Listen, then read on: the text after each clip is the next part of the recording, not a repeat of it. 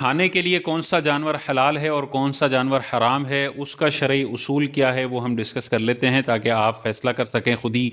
کہ کون سا جانور آپ کے لیے کھانا حلال ہے اور کون سا حرام ہے۔ پانی کے جانوروں میں صرف مچھلی حلال ہے، مچھلی کے علاوہ پانی کا کوئی بھی جانور، کیڑے مکوڑے کھانا حلال نہیں ہے، یہ سب حرام ہیں۔ حضور علیہ الصلوۃ والسلام نے واضح طور پر ارشاد فرمایا کہ ہمارے لیے دو مردار حلال ہیں، ایک مچھلی اور دوسرا ٹڈی۔ اور مچھلی آپ نے شکار کیا تو بغیر ذبح کے اگر وہ تڑپ تڑپ کے آپ کے پکڑنے کی وجہ سے مر گئی تو اس کو بھی کھایا جا سکتا ہے۔ اس کے علاوہ ہمیں صحابہ کی پوری پوری زندگیوں میں سمندری جانور کسی بھی قسم کا کھانے کی کوئی دلیل نہیں ملتی ہے۔ تو آج کل بڑا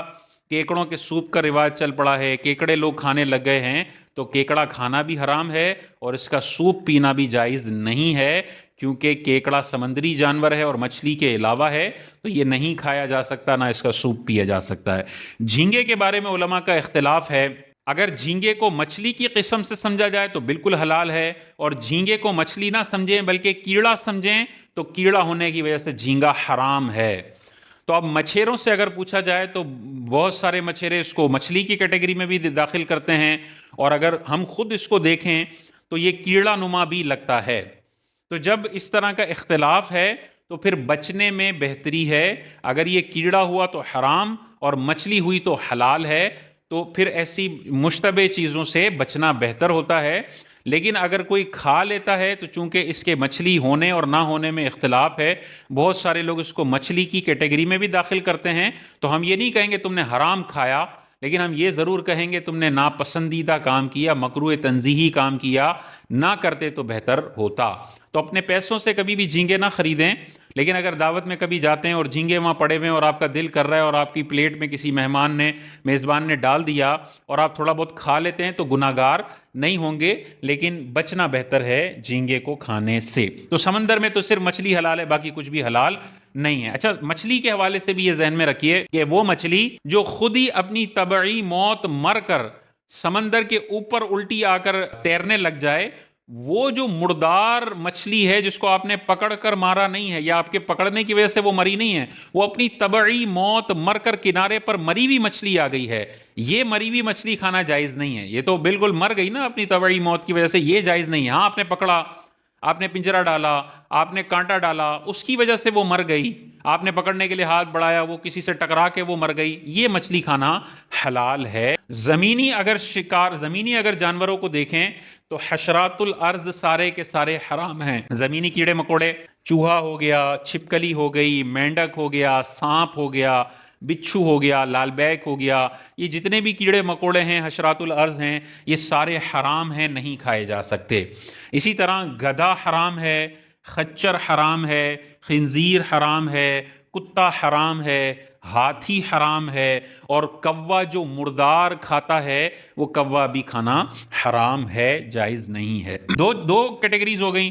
تیسرا، وہ جانور سارے کے سارے حرام ہیں جن کے نوکیلے دانت ہوتے ہیں اور اس سے وہ باقاعدہ شکار کر کے جانوروں کو کھاتے ہیں۔ ایسے جو شکار کرنے والے زمین پہ چلنے والے جانور ہیں، چوپائے، یہ سارے کے سارے حرام ہیں، نہیں کھائے جا سکتے، جیسے شیر ہے، چیتا ہے، بھیڑیا ہے، اور بہت سارے جانور جو نوکیلے دانت رکھتے ہیں اور شکار کر کے اپنے شکار کو کھاتے ہیں، ایسے سارے جانوروں کا گوشت ہمارے لیے حرام ہے، نہیں کھایا جا سکتا۔ لیکن ان کے علاوہ جو چوپائے ہیں، جن کے نوکیلے دانت نہیں ہیں یا نوکیلے دانت ہیں لیکن وہ شکار نہیں کرتے، وہ چارہ کھاتے ہیں۔ اونٹ ہے، اس کے نوکیلے دانت ہوتے ہیں لیکن وہ چارہ کھاتا ہے، وہ شکار نہیں کرتا۔ اسی طرح گائے ہے، بیل ہے، بھینس ہے، بھینسا ہے، اونٹ ہے، اونٹنی ہے، بکرے ہیں، دمبے ہیں، یہ سارے حلال جانور ہیں کیونکہ یہ چارہ وغیرہ کھاتے ہیں، یہ شکار کر کے جانوروں کو نہیں کھاتے۔ اسی طرح زیبرا بھی گھاس کھانے والا جانور ہے، شکار کر کے جانور کو نہیں کھاتا، زیبرا بھی حلال ہے۔ ہرن ہے، وہ بھی گھاس کھاتی ہے، وہ شکار کر کے جانور کو نہیں کھاتی، ہرن بھی ہمارے لیے حلال ہے۔ اسی طرح کینگرو جانور ہے، وہ بھی گھاس پر اپنا گزارا کرتا ہے، اس کے نوکیلے دانت ایسے نہیں ہوتے جس سے وہ شکار کرے اور شکار کھائے،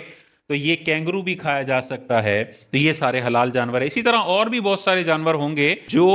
شکار نہیں کرتے، ان کے نوکیلے دانت نہیں ہیں، وہ گھاس پھوس وغیرہ کھا کر گزارا کرتے ہیں، ایسے سارے جانوروں کا گوشت کھانا ہمارے لیے حلال ہے۔ چوتھے، پھر پرندے کون کون سے حلال ہیں، کون سے حرام ہیں؟ وہ پرندے جن کے پنجے ہوں، جن سے وہ شکار کرتے ہوں اور اپنے شکار کو پھر کھاتے ہوں، ایسے پرندے جو نوچ کر کھانے والے پرندے ہوں دوسرے جانوروں کو، ایسے پرندوں کا گوشت کھانا حرام ہے، جیسے چیل ہے، باز ہے، شکرا وغیرہ ہے، یہ سارے پرندے حرام ہیں۔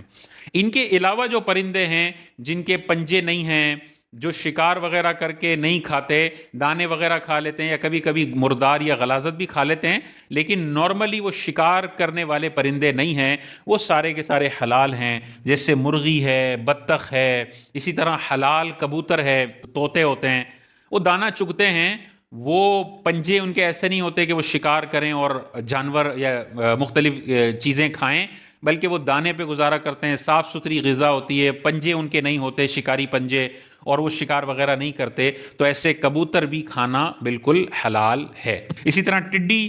کھانا بالکل حلال ہے، بظاہر یہ کیڑا ہے لیکن حضور علیہ الصلوۃ والسلام نے اس کے کھانے کی اجازت مرحمت فرمائی، تو ٹڈی بھی کھائی جا سکتی ہے۔ تو یہ اصول اپنے ذہن میں رکھیں گے تو کون سا جانور حلال ہے کون سا حرام ہے اس کا فیصلہ کرنا انتہائی آسان ہو جائے گا۔